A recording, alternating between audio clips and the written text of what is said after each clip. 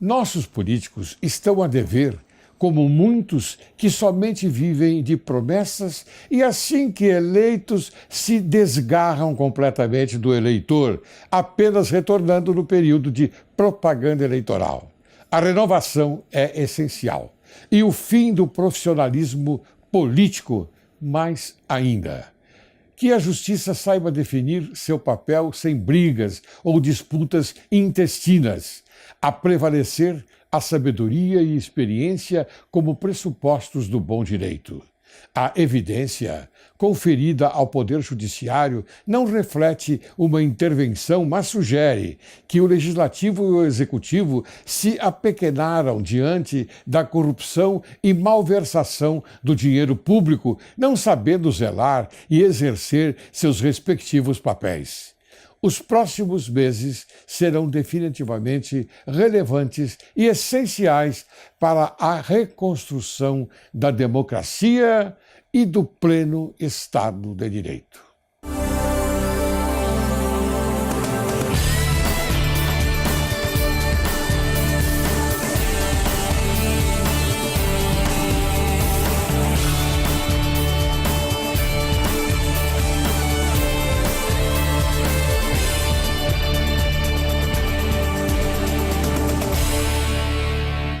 Direito e Justiça em Foco é o teu programa. E o Brasil é o teu país. Inicio o programa de hoje com as reflexões de Caibalion, estudo da filosofia hermética do Antigo Egito e da Grécia. O princípio da vibração encerra a verdade de que tudo está em movimento, tudo vibra, nada está parado. Hoje, Direito e Justiça em Foco apresenta a você, caríssimo telespectador, Paulo Amador da Cunha Bueno, doutor, que vai falar sobre aspectos da advocacia criminal e colaboração premiada. Ele é advogado criminalista, doutor e mestre em Direito Penal pela PUC de São Paulo, especialista em Direito Penal Econômico pela Universidade de Coimbra, especialista em Direito Penal Empresarial pela Fundação Getúlio Vargas, professor concursado dos cursos de graduação e pós-graduação da PUC de São Paulo. Foi professor titular da Faculdade de Direito da FAAP de São Paulo. Dever constitucional. Não há previsão constitucional de glamour popular para as Forças Armadas salvarem o Brasil.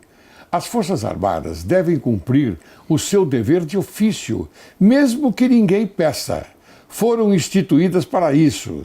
Não intervir contra a ditadura do crime que escraviza a nação. É trair a pátria. Eleições controladas pelo crime e impeachment não passam de desculpas para manter tudo como sempre foi. O povo na escravidão e os políticos explorando o Brasil. O Brasil espera que cada um cumpra com o seu dever. Essas são as palavras do grande jurista Antônio José Ribas Paiva. Seja bem-vindo, meu querido amigo, doutor Paulo. Obrigado pelo convite, desembargador. Uma alegria estar com o senhor aqui, um programa tão prestigiado como esse, um momento tão especial. Eu agradeço bastante, porque esse é um programa que foi feito exclusivamente para a advocacia, para o Ministério Público e para o Poder Judiciário. Por que eu digo isso, doutor Paulo? Pelo seguinte fato, é que ninguém fala bem do Judiciário. Ninguém fala bem da advocacia. Sempre nós somos subjugados pela mídia forte. A mídia forte que tem outros interesses. Essa é a minha palavra, aquilo que eu sinto, não é? E por isso eu revelo aqui que é uma verdade sem nenhum temor. Então a coisa é por aí. Mas eu fiquei muito contente em você ter aceito o convite. Muita honra ser convidado pelo senhor e poder estar junto aqui, justamente falando do nosso Poder Judiciário. Muito bem. Eu quero fazer uma homenagem aqui ao seu notável pai, desembargador Amador da Cunha Bueno, uma pessoa que foi bastante influente no nosso Tribunal de Justiça. E homem culto, homem trabalhador, homem que visava o bem da sociedade. Então, essa é a sinonimia que eu posso colocar, em tê-lo aqui também. Bem, o que você achou desse texto que eu li agora para a sociedade brasileira? Bom, em primeiro lugar, eu gostaria de agradecer a homenagem ao meu pai, que de onde está, certamente está muito feliz. Também prezava de grande amizade com o senhor e dedicou a vida inteira ao Poder Judiciário paulista. Sim. Então, inicialmente, gostaria de fazer esse agradecimento. Esse texto ele vem muito de encontro a um clamor, a uma situação que nós vivenciamos hoje, especialmente com a escalada da violência, que geograficamente tem aí como foco hoje em dia o estado do Rio de Janeiro e a intervenção que foi convocada pelo presidente da República.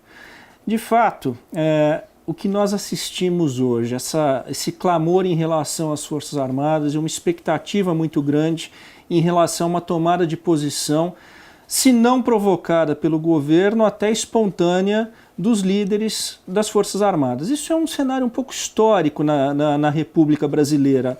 A questão da vinda das Forças Armadas em algum momento tentando trazer um equilíbrio da estabilidade social. No presente, nós percebemos que esse clamor vem basicamente em função de dois pontos muito delicados na sociedade. A escalada da violência, como a situação do Rio de Janeiro, e a escalada da corrupção, ou pelo menos o desvelar de um estado de corrupção sistêmico, sim, que nos últimos 4 anos aí tiveram como epicentro as investigações da Operação Lava Jato. Em relação a esse segundo ponto da questão da corrupção, eu me pergunto muito por que se fala tanto intervenção militar ou participação dos militares, alguns candidatos, inclusive oriundos das Forças Armadas, a presidente, a cargos legislativos, enfim, outros sendo cogitados, inclusive. E eu tenho para mim, eu inclusive sou ex-oficial do Exército, sou oficial da reserva. Muito bem. O meu avô materno foi general, era veterano da Força Expedicionária Brasileira, passou 1 ano na FEB na Itália, e de sorte que eu tive muito contato com o ambiente castrense. Isso faz parte da minha formação. E eu me pergunto, por que o civil fala tanto nisso quando se coloca em corrupção? Por que o militar seria a solução para isso? Eu tenho para mim que o civil não é que ele busque efetivamente a intervenção, que ele acha que a intervenção militar seja o ideal. Ele busca valores castrenses. De fato, sim, o que nós verificamos, o militar ele não é estigmatizado com questões envolvidas à corrupção, bem pelo contrário. Ele se notabiliza por um excesso de disciplina e de correção em suas atitudes. E muito provavelmente é isso que muitas das pessoas que falam em intervenção, na participação dos militares buscam. Não necessariamente uma farda, mas aqueles valores que são colocados e são praticados na vida castrense. Sim, são valores que, oxalá, os políticos tomem como exemplo, não é? Porque nós sabemos muito bem como está a coisa, a mesmice que vai ocorrer nessas eleições. Por que eu digo mesmice? Porque todos aqueles corruptos, safados e sem vergonha, me perdoe as palavras que eu estou empregando, mas são verdadeiras, porque eles vão retornar como profissionais da política.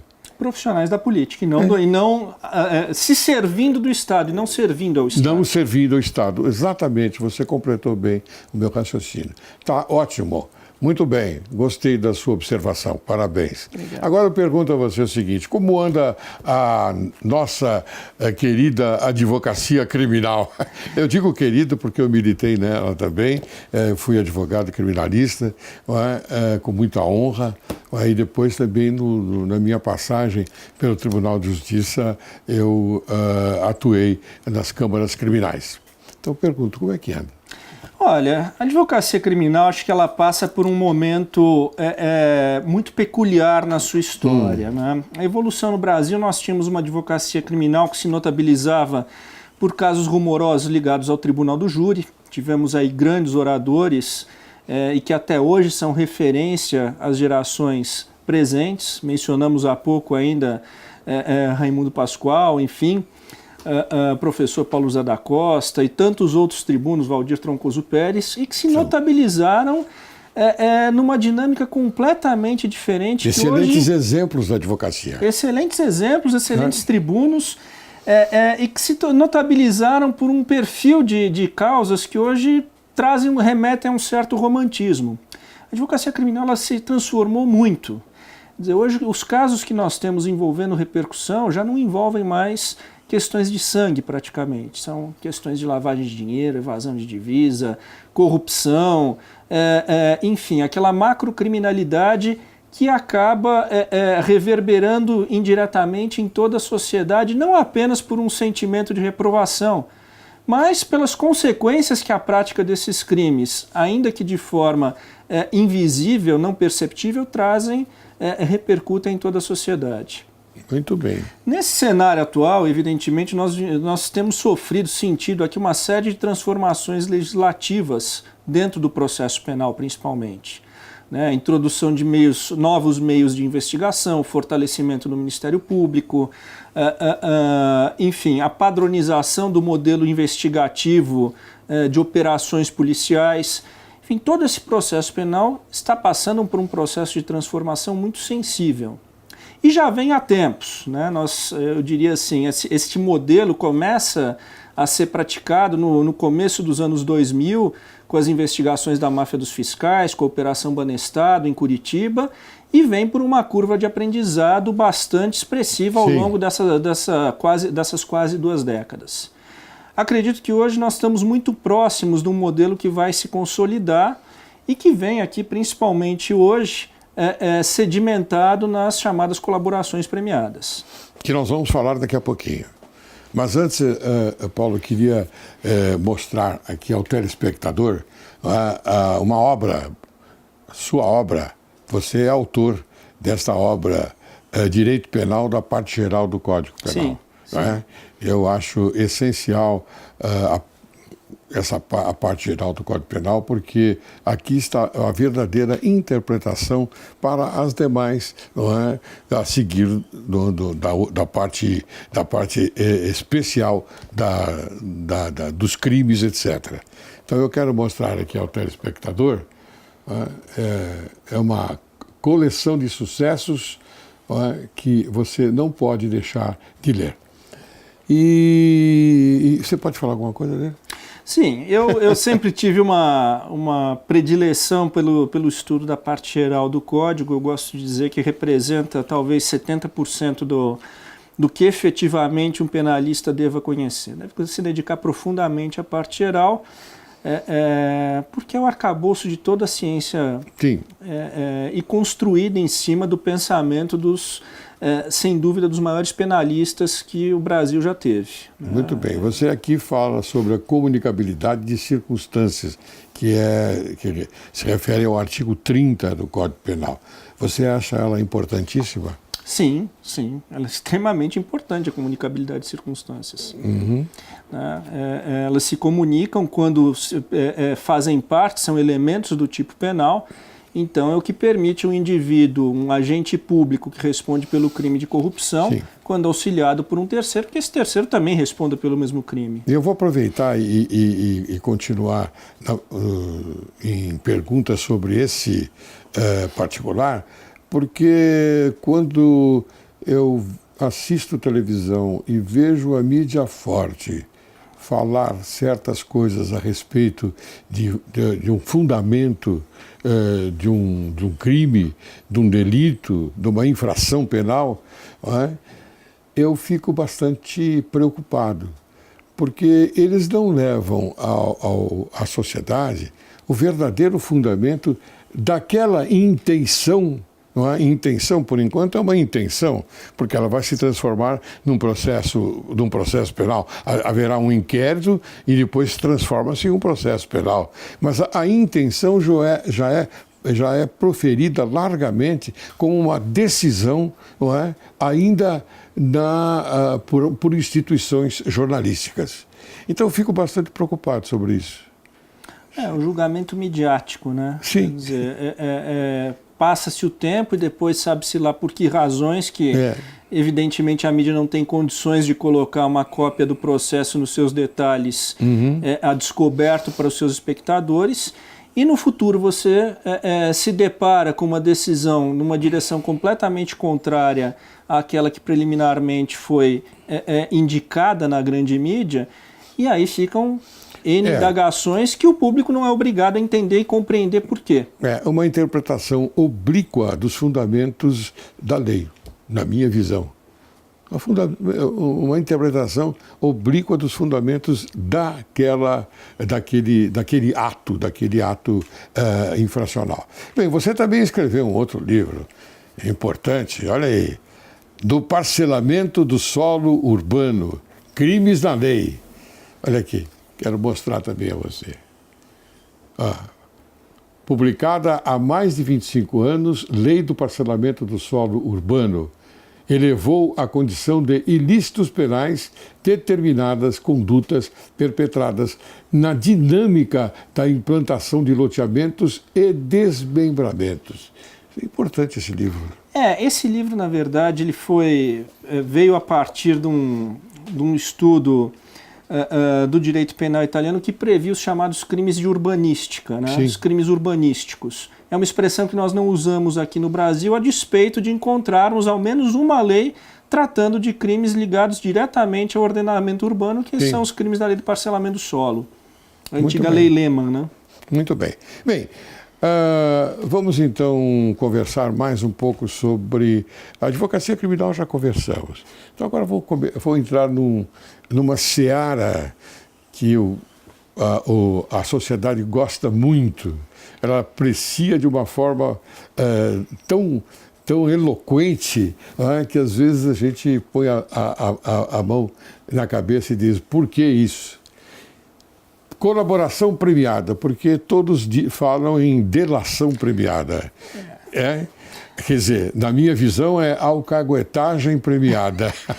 Eu acho que o objetivo da lei, ao falar colaboração premiada, foi justamente retirar o conteúdo... Não, está na lei. Está na lei. Então, não usar a expressão delação foi justamente evitar a estigmatização da figura do delator, né? E chamá-lo de colaborador. Colaborador. Tem um tom, vamos dizer, mais elogioso, menos pejorativo. Você não acha que esse é um escárnio da própria lei? Eu digo escárnio porque, veja, na verdade, o que você vai retirar desse momento processual? Você vai retirar o quê? A verdade contada, talvez, por um outro personagem dentro daquela ação. Não é isso? Isso, exatamente. Que de alguma forma participou, dela tem conhecimento. Quer dizer, a colaboração é um processo escalonado. O indivíduo, em primeiro lugar, confessa a prática de um crime e depois se transmuda numa testemunha. Sim. Com um interesse evidente. Claro. Então, mas enquanto meio de prova no processo penal, ela ganhou musculatura nos últimos anos. A que se deve isso? Sem sombra de dúvida, atribuo isso a vários aspectos. A colaboração, historicamente, há uma reticência, até por tratadistas históricos da questão da prova em matéria penal, como Mittermeier, Malaté, sempre foram extremamente críticos a esse instituto. Não é sem razão. Quem são os colaboradores que a história se lembra, os delatores que a história se lembra? O Judas, Quem? Né, recebeu 30 moedas de prata para entregar a Jesus e os apóstolos. Na versão brasileira, Joaquim Silvério dos Reis, este sim, um colaborador premiado. Foi recebido pelo rei em Portugal, recebeu uma importância em dinheiro para atrair e delatar em Confidência Mineira. Sim. Então a história ela nunca tratou o colaborador, o delator, de uma maneira generosa. Ao contrário, sempre o tratou como um pária. Porque nesse instante há esse crescimento, há esse ganho de musculatura no Instituto da Colaboração. Nosso direito penal, nosso processo penal de tradição romanista, ele vem já há tempo sofrendo uma influência do direito anglo-saxônico e que privilegia muito o Instituto da Colaboração. Nos Estados Unidos, praticamente 95% das questões que são colocadas não chegam a julgamento e terminam um acordo de colaboração entre o Ministério Público e o acusado. Plea of bargain. Eu tenho uma certa reticência em relação a querer importar completamente modelos alienígenas. Isso nós temos que entender que o direito penal e o processo penal são frutos de uma cultura. Sim, claro. Como tudo. Nosso país não tem pena de morte, teria sido em 1830 o primeiro país da América a banir a pena de morte, não aconteceu por conta da escravidão, mas nós não temos essa cultura. Outros países na Ásia e no Oriente nem pensam em abolir a pena de morte. Claro. Então, quer dizer, direito penal e processo penal são frutos de uma cultura, sim. Hoje, a questão da colaboração, me parece que ela está sendo assimilada de uma forma melhor, muito mais pelos casos que a envolveram e que a notabilizaram, e aí destacamos a Operação Lava Jato, máfia dos fiscais, etc., do que propriamente pela validade do Instituto. Quer dizer, nós temos um Instituto sendo prestigiado muito mais por uma situação em que vivemos, sim, do que propriamente pela sua essência. Eu tenho dúvidas se de fato o Brasil assimilaria tão bem esse instituto em outro cenário. Mas você acha que você já fez essa colocação, tratando-se de Brasil, você não sei, eu tenho a minha impressão, agora eu vou perguntar a sua impressão a respeito dessa matéria, porque o brasileiro ele não é lá um povo, não é culto, na verdade. Eu digo culto, cultura geral. Você vê pelas perguntas que os apresentadores de televisão fazem em momentos assim de perguntas e respostas. Sim. Não é? Você vê, quem descobriu o Brasil, eles ficam pensando, não é, várias vezes. Talvez eles tenham um entendimento mais apropriado, não é, no sentido mais amplo da ocasião. Mas eles pensam muito. E outras perguntas assim nesse sentido. Então eu acho que o Brasil não está à altura de uma cultura boa para assimilar determinados aspectos da lei. Quer dizer, felizmente esta lei não colocou em seu texto delação premiada. Felizmente. Então é colaboração. Então o que eu penso é isso. Eu não sei o que você... Não, eu estou de acordo. Eu acho que esse instituto, na forma como veio previsto na lei, ele está sendo aplicado de uma maneira muito distinta. Está havendo uma elasticidade que o aproxima do modelo norte-americano.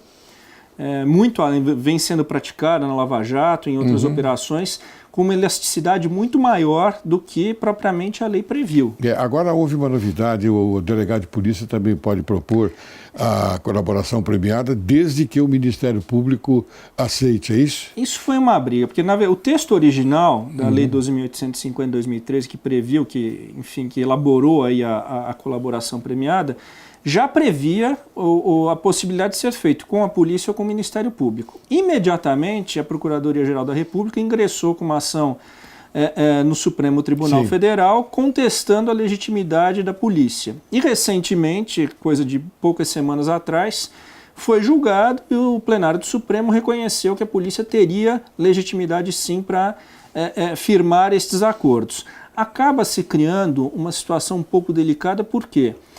Certos benefícios que a lei prevê são típicos da ação penal. Sim. E a autoridade policial ela não faz parte do elenco da ação penal propriamente dita. Então cria-se um problema onde o delegado de polícia estaria negociando benefícios dos quais ele não dispõe. Não dispõe, exatamente, porque o inquérito policial que precede a ação penal, ele é naturalmente de discricionariedade do delegado de polícia. E até dispensável o inquérito, né? Doutor Paulo, você me permite chamar um intervalo? Vamos lá. Então eu vou chamar um pequeno intervalo para depois nós continuarmos, tá bom? Você aguarde que logo, logo retornaremos.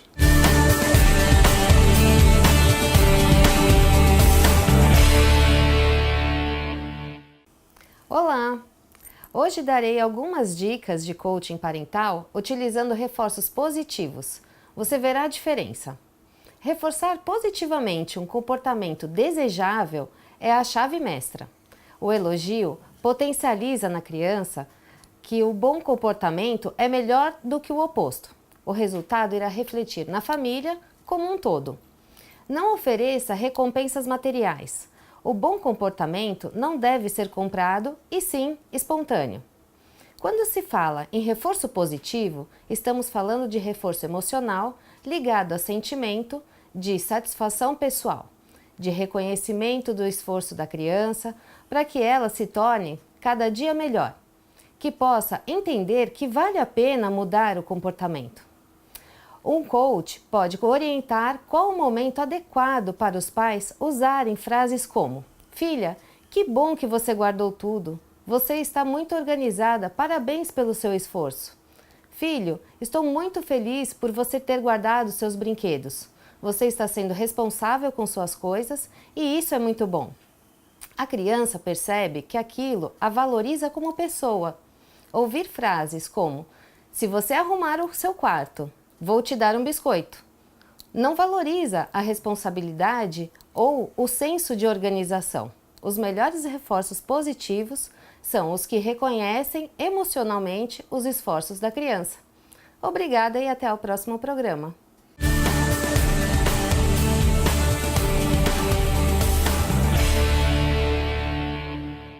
Retornamos. Hoje conversando com o doutor Paulo Amador da Cunha Bueno, excelente advogado criminalista e que está engrandecendo o programa Direito e Justiça em Foco.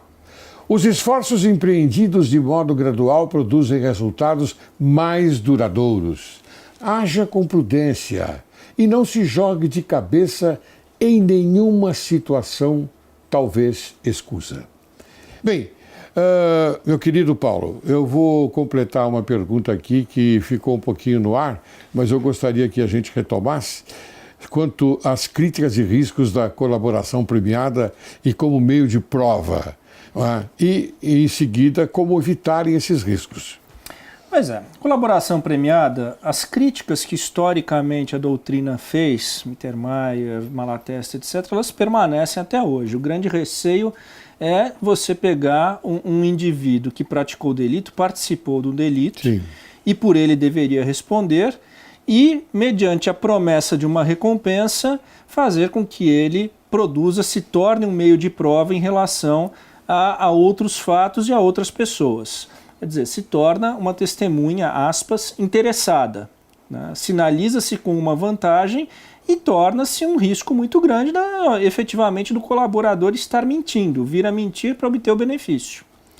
Então esse é o grande risco que se coloca. Deixando de lado, obviamente, as críticas de ordem ética, né? Institucionalização do dedo-durismo, enfim, estou indo até um pouco além, sendo um pouco mais pragmático, sim, em relação a isso.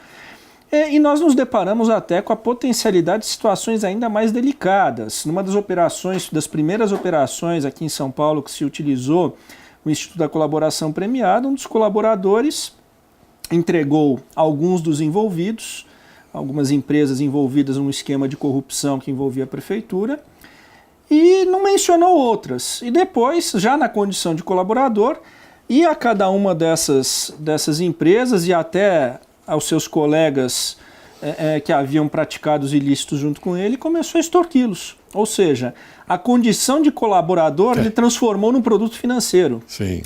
Não se vai dizer, evidentemente, que uma situação individual põe a perder completamente o Instituto, mas há de se ter, evidentemente, em conta este risco. Então, a colaboração ela tem que ser vista e tem que ser tratada com severas reservas. Hoje o Supremo Tribunal Federal diz que não é um meio de prova, mas um meio de obtenção de prova, colocando aí a obrigatoriedade de elementos de corroboração. Ou seja, a colaboração por si só, ela não é suficiente para o processo penal e ela deve, de alguma forma, ser corroborada por outros elementos, por outros meios de prova. Uhum. Eu tenho para mim a impressão de que o Supremo Tribunal Federal exagerou nessa parte, porque aí se tornou uma aparência de prova e não uma prova. Quer dizer, já que ele já asseverou que não é um motivo de prova, mas acontece que você subtrai essas provas através do quê? Através daquela delação. Sim. Aquela delação é importante. Então, no final, a decisão ela vai de encontro com tudo aquilo que foi dito pelo eu ia falar delator, me perdoe, pelo colaborador. Porque delator é muito feio, você tem razão. Pelo colaborador. Então, o colaborador, para mim, é uma peça importantíssima no processo da colaboração premiada. Sim, veja quantas operações importantes, relevantes nós tivemos, basicamente fundamentadas a partir do Instituto da Colaboração Premiada. Sim. A Operação Lava Jato, por exemplo, hoje os meios de prova dela, ou de obtenção de prova, foram essencialmente colaborações premiadas. Claro, vieram quebras de sigilo, etc., mas as colaborações foram o que deram supedâneo, principalmente para a largada da operação. Eu perguntei para você como evitar esse risco, mas ao mesmo tempo eu já digo sobre o risco no sentido de que essa colaboração seja mentirosa. Sofre uma penalidade, não sofre? Sim. Dentro da lei, a própria lei. Há um tipo penal, inclusive, prevendo a colaboração falsa. Né? O indivíduo ele perde os benefícios, as provas que forneceu permanecem convalidadas dentro dos autos e ainda responderá, corre o risco de responder por uma ação penal, pela falsa colaboração.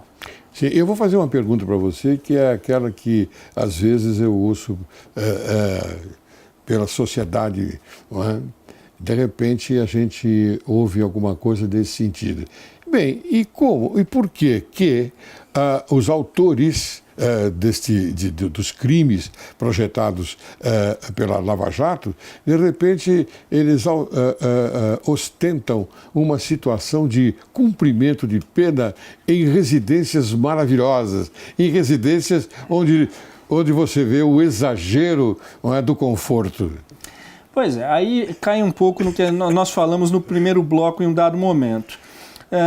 A Lei 2.850, que disciplinou a colaboração premiada como conhecemos hoje, ela está sendo aplicada com uma extensão de benefícios muito além do que contido no texto. Sim. Hoje, o Ministério Público, enfim, atua muito mais no modelo estadunidense, onde você barganha amplamente condições de benefícios que a própria lei não previu, questões processuais como suspensão de prescrição, como não recorribilidade, enfim. Está se praticando um conteúdo de benefícios e obrigações nos termos de colaboração muito mais amplos do que a lei previu. Isso muitas vezes acaba não sendo levado à segunda instância porque é um acordo entre defesa e acusação homologado pelo juiz de primeira instância. Quer dizer, isso acaba não sendo levado às instâncias superiores para que digam, olha, isso aqui está além do que a lei previu, ou está aquém, ou esse ponto é ilegal, enfim. Nós temos aí algumas poucas discussões no Supremo em relação a isso. Sim, senhor. Vamos agora prosseguir? Vamos. Bem, doutor Paulo, nós sabemos que há excessos dos termos da colaboração que vêm sendo firmados, não é? Especialmente em operações de grande repercussão. Nós já falamos até, mais ou menos, nós já falamos alguma coisa no início do primeiro bloco. Lava Jato, Zelotes, não é? O problema dos fiscais, não é? Máfia dos fiscais. Exato, máfia dos fiscais. E outras também. Você pode se estender um pouquinho sobre essa parte?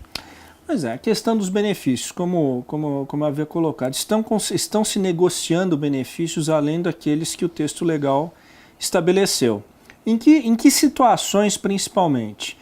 Negociação de penas em parâmetro fechado, ou seja, o fulano está sendo investigado em uma determinada operação, onde ele poderá ter várias ações penais contra si, e no acordo de colaboração coloca-se um teto de apenação, já com o período em que deverá cumprir em regime fechado, em regime domiciliar, e inclusive estabelecendo regimes de cumprimento de pena que a própria legislação nem prevê. Nós assistimos recorrentemente sendo transacionados esses tipos de benefícios. Sim, mas você acha que essa progressão, eu fico às vezes irritado quando eu ouço alguma coisa no sentido de um crime grave, de um crime bastante grave, que de repente ele passa pelos regimes comodamente e você o vê na rua, está certo, porque a prisão é uma exceção, a liberdade é a regra, não é verdade? A liberdade é a regra, a prisão é a exceção. Mas eu acho que há um menoscaso no cumprimento da pena no Brasil. no Brasil se cumpre pouco a pena. Eu acho que deveria ser igual, vou aqui dar minha opinião, nos Estados Unidos, embora os princípios sejam diferentes, mas nos Estados Unidos cumpre-se a pena em 80 a 85%. Não é? Quer dizer, esse é um cumprimento, na minha visão, bastante eficaz. E torna eficiente para depois ele segue o caminho da recuperação. Porque aqui em São Paulo, você não precisa falar nada disso, mas eu falo. Mas aqui no Brasil, eu não entendo que o delinquente ele se recupera numa prisão. Não se recupera.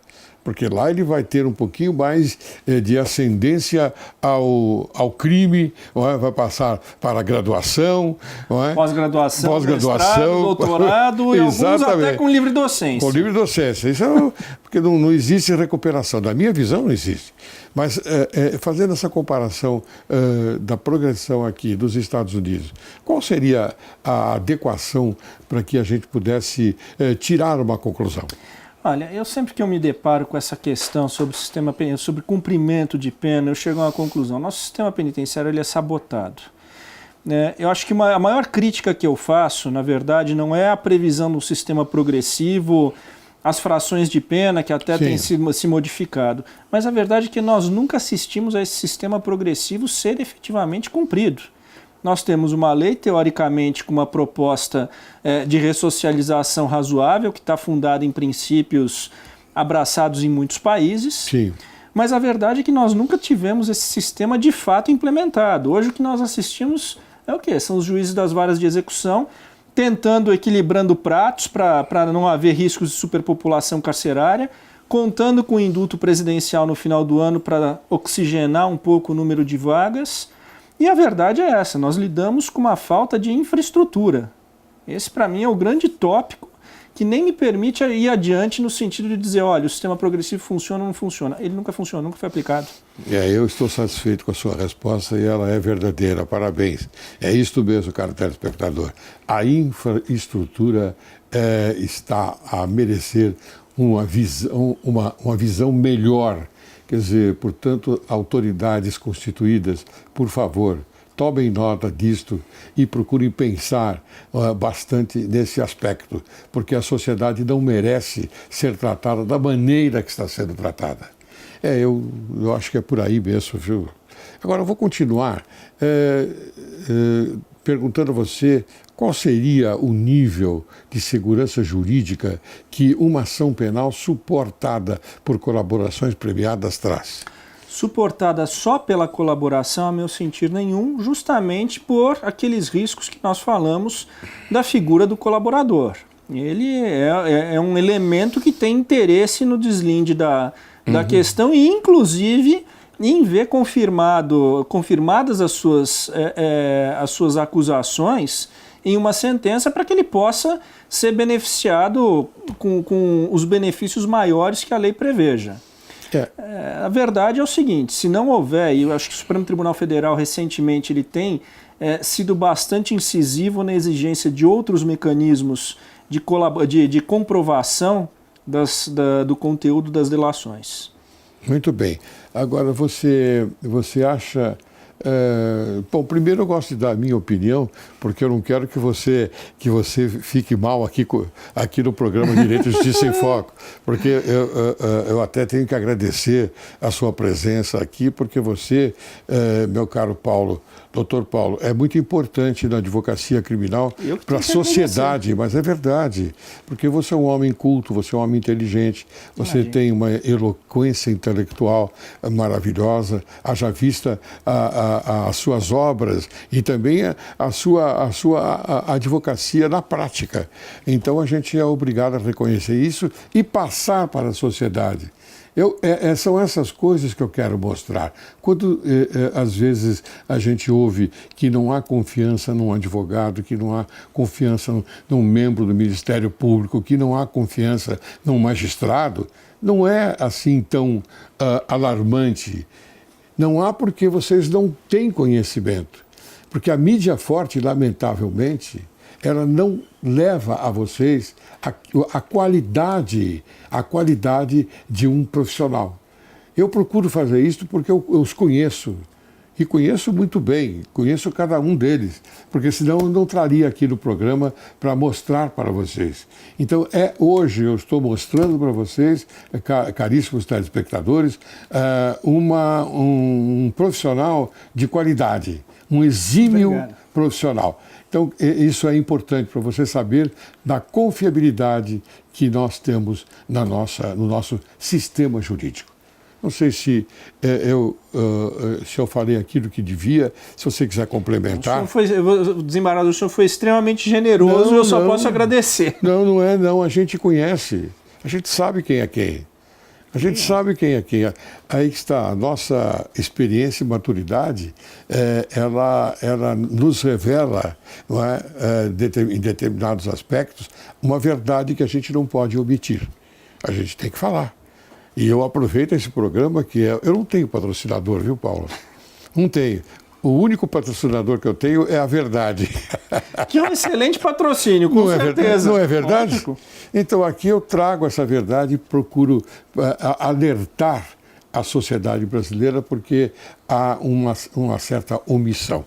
Omissão que eu até faço uma crítica pelo fato de que a imprensa tem obrigação de dizer a verdade. Ela não pode omitir em benefício das autoridades constituídas. Então, a gente vê isso e fica apavorado. Daí porque a gente fala a verdade. E você está dentro dessa verdade. Muito obrigado. Muito bem, deixa eu aqui pensar em alguma coisa para te perguntar, e no sentido de qual a perspectiva, por exemplo, do futuro da colaboração premiada no processo penal brasileiro. Quer dizer, qual o futuro dessa... Ela poderá se desligar, ela poderá ser substituída, ou você acha que não, que vai continuar por bastante tempo no processo penal? Eu acho que a colaboração ela vai passar, ela passa um período de depuração, como outros mecanismos de prova recentemente até passaram no processo penal. Algo, guardadas as devidas diferenças, aconteceu um pouco com as interceptações telefônicas. Elas passaram por um período de depuração, onde se estabeleceram critérios em relação à sua prorrogação, sua fundamentação. Enfim, ela foi sendo burilada ao longo do tempo pelos tribunais. Acredito que a colaboração vai acontecer a mesma coisa. Uhum. Ela é muito mais polêmica, evidentemente, do que a interceptação telefônica, por todas essas questões éticas que nós colocamos. Mas eu acredito que ela também ela vai se consolidar na nossa estrutura processual penal e ela vai ser ajustada ainda. A forma como ela está prevista em lei, a forma como vem sendo praticada, há um descolamento entre essas duas vertentes. Sim. Há ainda um descolamento. E o que você acha da Lava Jato? Vai terminar ou vai começar uma outra fase? Ou ela é apenas uma balela? Não, eu acredito, a Operação Lava Jato, sem sombra de dúvida, deixando de lado algumas críticas que se possa fazer de ordem técnica, de ordem processual, ela evidentemente trouxe grandes contribuições ao país, não se pode negar isso. Certamente, Dr. Moro... Você acha que houve uma moralização? Não digo que houve uma moralização, mas eu acho que se escancarou uma realidade até então muito tamponada em relação à corrupção sistêmica num dado momento histórico do país. Sim, sim. Valorizou-se muito o Poder Judiciário. Eu hoje tenho a convicção que o Dr. Moro ele tem o mérito de ter mostrado à população a força que de fato um magistrado tem. Uhum. Ele apenas exerceu uma faculdade que todo magistrado Sim. teria. Né? Uma questão de autonomia, Sim, enfim. claro. De novo, deixadas as minhas críticas pontuais enquanto penalista sobre um ou outro aspecto, mas ela trouxe efetivamente, representa um divisor de águas dentro da história da justiça criminal no Brasil. Se nós fôssemos recontar os episódios históricos no Brasil, desde o seu descobrimento, iríamos falar do julgamento de Tiradentes, do caso Mota Coqueiro, e teríamos um capítulo para falar da Lava Jato, sem sombra de dúvida. Muito bem. Sérgio Fernando Moro, você está ouvindo e vendo aquilo que nós estamos fazendo aqui no programa Direito e Justiça em Foco. Portanto, essa é uma homenagem a você que eu assino embaixo aquilo que foi dito pelo Dr. Paulo. Portanto, meus parabéns. Você tem que fazer esse complemento. Na minha visão, é um complemento idôneo que nós fazemos a alguém que merece. Com certeza. Não é verdade? Volto a dizer, as pessoas elas não pensam o tempo todo da mesma forma. Eu tenho minhas críticas processuais em alguns episódios. Ainda bem, né? Claro. Eu tenho minhas críticas pessoais em algumas questões Sim. ligadas que não vêm ao caso. Mas esses méritos, sem sombra de dúvida, a Lava Jato tem. Nós devemos exaltar esse mérito do Sérgio Fernando Moro, porque realmente é um homem competente, Preparado. culto, preparadíssimo, não é? E ele é um homem muito sério. Muito sério. Eu tive a oportunidade de conhecê-lo aqui numa palestra na Procuradoria-Geral de Justiça, já há algum tempo, há uns 2 meses atrás, e eu tive uma impressão maravilhosa dele e me honrou bastante estar presente nessa ocasião. Bem, lamentavelmente, meu caro Paulo, eu estou terminando o programa. Estou lamentando tanto quanto. Eu Estou também. muito honrado e satisfeito pelo nosso bate-papo aqui. Ótimo, ótimo. Eu queria fazer uma entrega a você de um simples livro que eu traduzi, O Crime Complexo, de Silvio Ranieri, do italiano para o português. E a Quartier Latam teve a honra de editar. Então, está aqui para você, já está autografado. De simples não há nada, porque é uma obra famosíssima e de um penalista ainda mais brilhante. É verdade. E que vem aí pelas mãos do senhor. É verdade. Eu fico contente. Engrandecer a nossa biblioteca. Eu fico contente por você ter reconhecido esse grande penalista que, na verdade, não é? Então, eu peguei esse tema, não sei se eu fui fiel, se eu fui o tradutor ou o traditore, como dizem os italianos. Mas está aí, é uma obra que está aí e a essência, eu tenho certeza que dá para você ver. Agradeço muitíssimo, desembargador. Tá bom? Suas considerações finais, por favor. Bom, agradeço demais o convite do ilustre desembargador Laércio. Muito obrigado. Envia aqui esse programa que só me honra e abrilhanta meu currículo. Muito obrigado. Agradeço muitíssimo. Muito obrigado. Você é muito gentil, viu? E leve para casa o meu respeito, a minha admiração por você. E principalmente sua amizade. E amizade pela sua família, que é muito importante.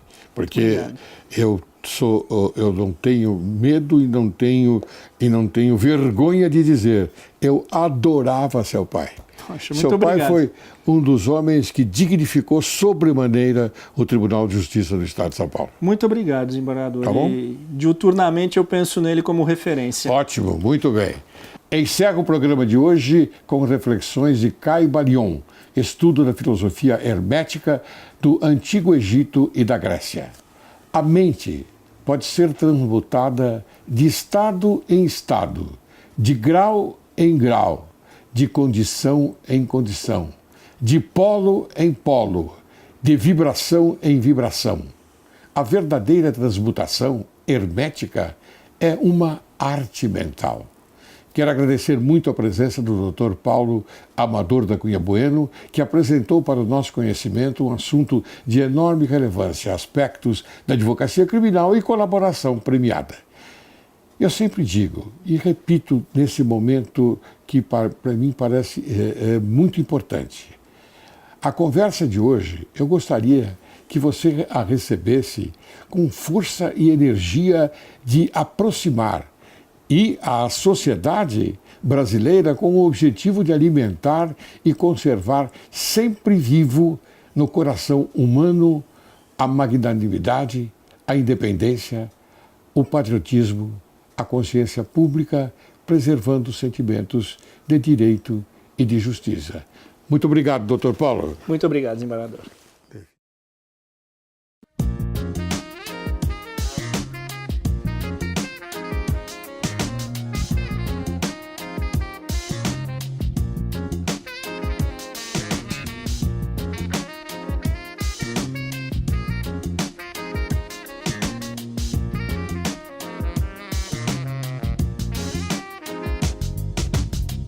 Si ma folie au désespoir.